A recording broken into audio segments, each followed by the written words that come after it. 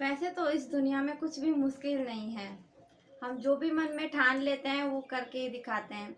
ऐसा ही कुछ आज की मूवी में मैं आपको बताने वाली हूँ। Hello friends, welcome back to my channel.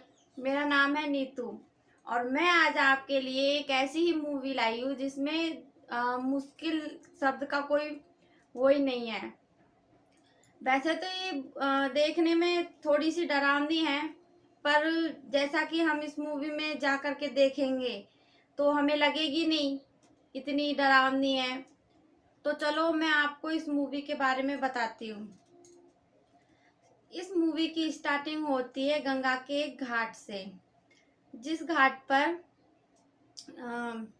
जो लेडीज होती हैं वो अपने जिनको संतान प्राप्त नहीं होती है वो संतान के लिए उस घाट पर जाती है और वहां पर स्नान करने से उनको संतान सुख का प्राप्त हो जाता है, ऐसा वहां का मानना है। हमने तो कभी सुना नहीं है, इस मूवी के थ्रू ही हमें पता चला है। तो देखते हैं इस मूवी में क्या ये वाकई में ये है या फिर नहीं है।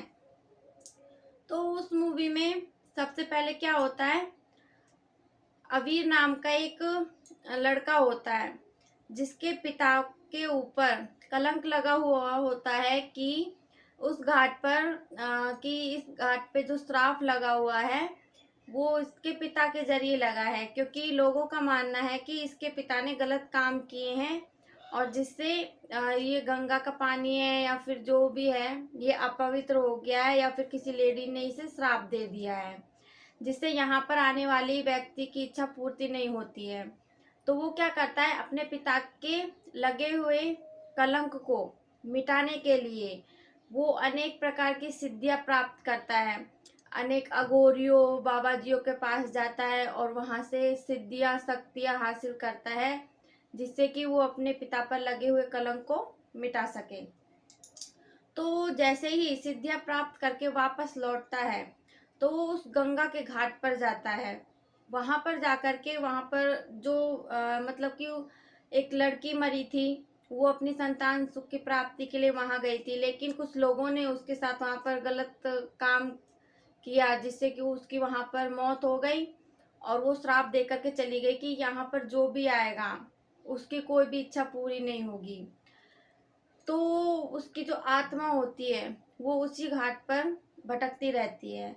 तो अबीर क्या करता है, उसकी आत्मा को मुक्ति दिलाने के लिए अपनी जितनी भी वो शक्तियां हासिल की है उसने उन शक्तियों के थ्रू वो अपनी पूरी वो लगा देता है पावर, और जो उसकी आत्मा है उसको मुक्त कराता है और इसी के जरिए जो उस घाट का लगा हुआ श्राप है वो हट जाता है और उसके पिता पर लगा हुआ कलंक भी मिट जाता है। फिर कहानी में ट्विस्ट आता है, तो हमें चार लड़कियां मतलब कि फ्रेंड होती हैं, वो घूमने के लिए जाती हैं ग्रीस में। तो वहां पर जाकर के वो वेदांत नाम के एक टूरिस्ट से मिलती है। तो वो उन्हें कई जगहों पर घुमाता है। एक जगह पर वो जाते हैं तो वहां पर जिस जगह वो रुकते हैं उसमें कुछ आत्माओं का साया होता है। तो क्या करते हैं, एक भाई उनको धीरे धीरे धीरे धीरे आत्माएं दिखने लग जाती हैं, वो डर जाते हैं।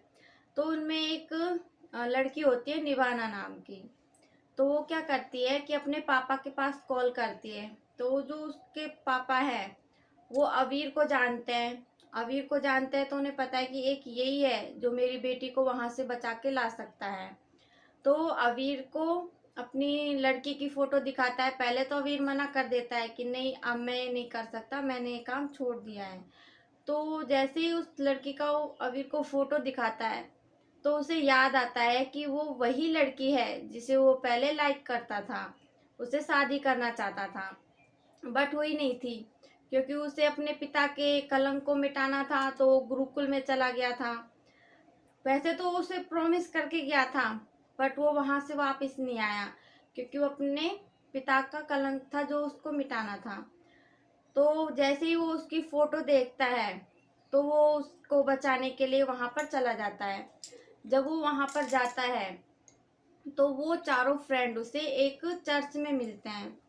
तो चर्च में वो तो छिपे हुए रहते हैं उन आत्माओं से बचने के लिए क्योंकि एक चर्च ही होता है, चर्च होता है, मंदिर होता है, मस्जिद होता है जो उन्हें बचा सकता है।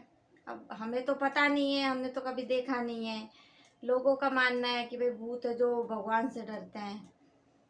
तो फिर वो क्या करते हैं कि जो उनका पासपोर्ट होता है वो उसी होटल में फंस जाता है और आत्मा उस पासपोर्ट को वहां से लेने नहीं देती है, क्योंकि वो जो आत्मा होती है उनके थ्रू ही किसी की मौत का है बदला लेना चाहती है। एक वही जरिया है जिसे वो अपनी मौत का बदला ले सकती है। तो फिर वो जैसे ही पासपोर्ट लेने के लिए वेदांत जाता है होटल में, तो वो अपने काम में सफल नहीं हो पाता है, आत्माएं उसे परेशान करने लग जाती हैं। तो वो क्या करता है, डर के जैसे ही वहां से भागता है तो वो निकल नहीं पाता है, वहां फंस जाता है। इतने में अबीर वहां पर आ जाता है, अबीर की एंट्री हो जाती है और अबीर उसे वहां से बचा के चर्च में ले जाता है। तब वो पांचों मिलके वहां पर उनसे पूछते हैं कि तुम यहाँ पर क्यों आए हो।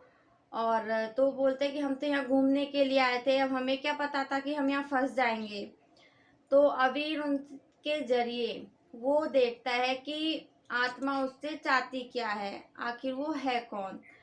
तो आत्माओं को जैसे ही करता है, मतलब बुलाने की कोशिश करता है, तो उन चारों फ्रेंडों में से एक जो फ्रेंड होती है वो नेगेटिव माइंड की होती है।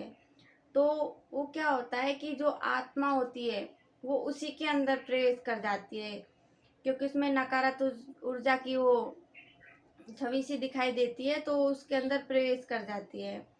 तो बोलता है कि इसके अंदर आत्मा है। तो और होते हैं वो यकीन नहीं कर पाते हैं, पर वो उन्हें दिखा देता है कि हाँ इसके अंदर आत्मा है। तो क्या करते हैं कि जैसे जैसे वो उसको पकड़ने की कोशिश करते हैं तो उन्हें थोड़े थोड़े क्लू मिलते रहते हैं कि जो आत्मा है दो प्रेमी जोड़े थे, और मतलब कि लड़के ने लड़कियों को मार दिया था। तो लड़की क्या करती है, अपनी मौत का बदला लेने के लिए इसके शरीर का इस्तेमाल कर रही है। तो क्या करते हैं कि जब वो उन आत्माओं की मुक्ति दिलाना चाहते हैं, अबीर उन आत्माओं की मुक्ति दिलाना चाहता है, तो वो आगे जा कर के जिस जगह पर उन लड़कों की मौत हुई थी, जिस जगह पर उस लड़के ने उस लड़की को मारा था, वो वहां पर पहुंच जाते हैं। और पहुंचने के बाद वो जैसे ही मंत्र शक्ति से उस आत्मा को बुलाते हैं, तो वो ग्रीसी भाषा में बोलने लग जाती है। वो कहती है कि इस लड़के ने मेरे को मारा है, और वो लड़की कहती है कि इस लड़के ने मेरे को मारा है। एक्चुअल में पता नहीं होता है कि हमें किसने किसको मारा है। तो आपको अगर ये मूवी देखनी है भाई, इसका एंड देखना है कि किसने किसको मारा है, किसने किसको नहीं मारा है, तो आपको ये मूवी देखनी पड़ेगी।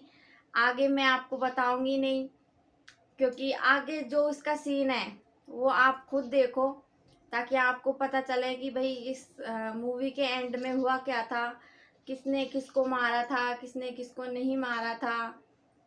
तो इसका एंड देखने के लिए आपको ये मूवी देखनी पड़ेगी। आप इस मूवी को यूट्यूब पर देख सकते हैं।